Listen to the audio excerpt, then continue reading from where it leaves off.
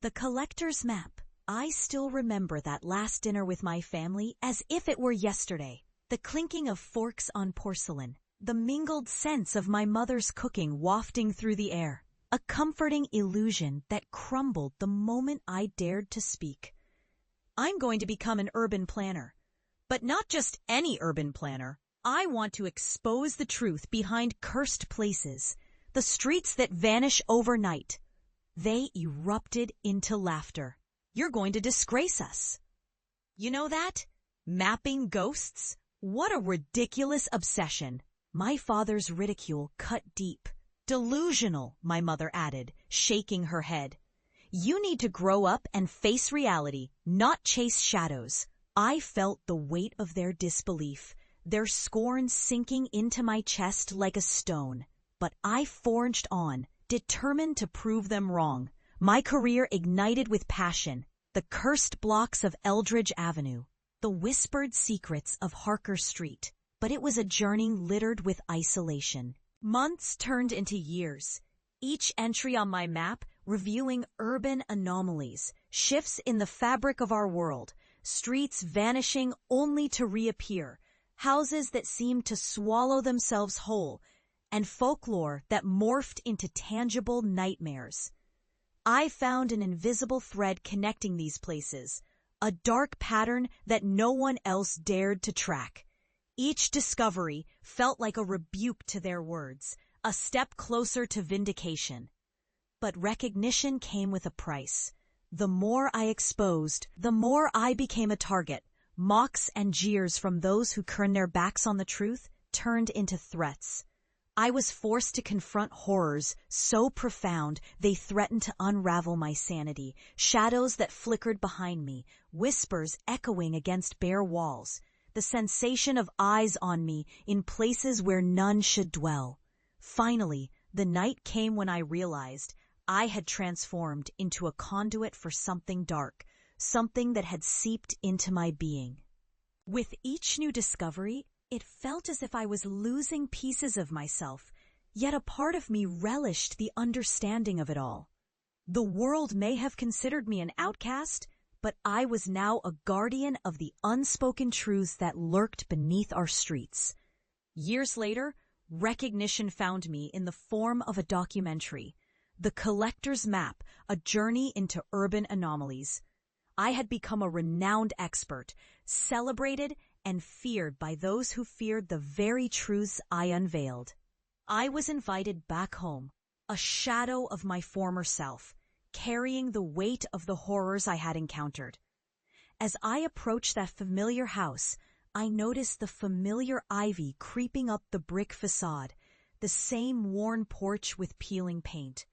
The memories flooded back, mingled with resentments, fears, and an unshakable sense of closure.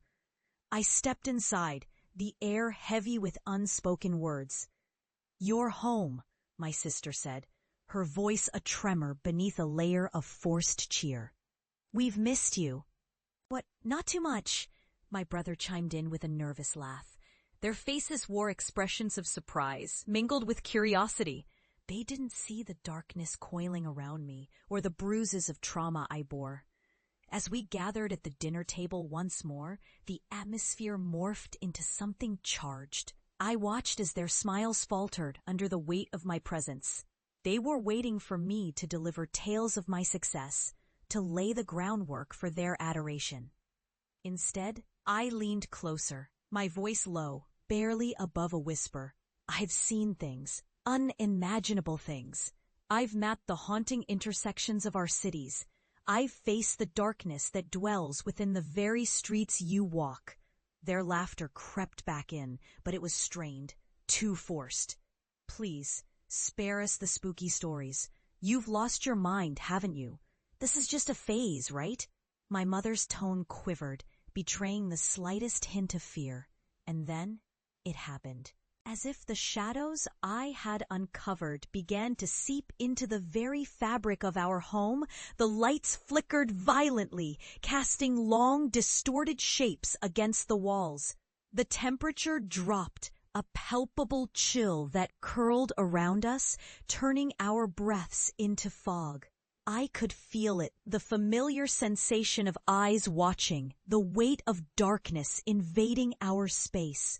I had brought it with me, like an unwanted guest. "What's happening?" my sister's voice cracked.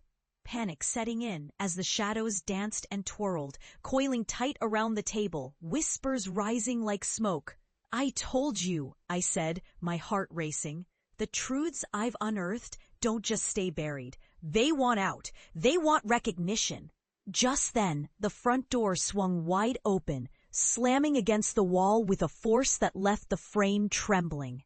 I stood up, fear coursing through me, but also a disturbing sense of calm. The weight of my revelations pressed upon me, a burden I had willingly borne.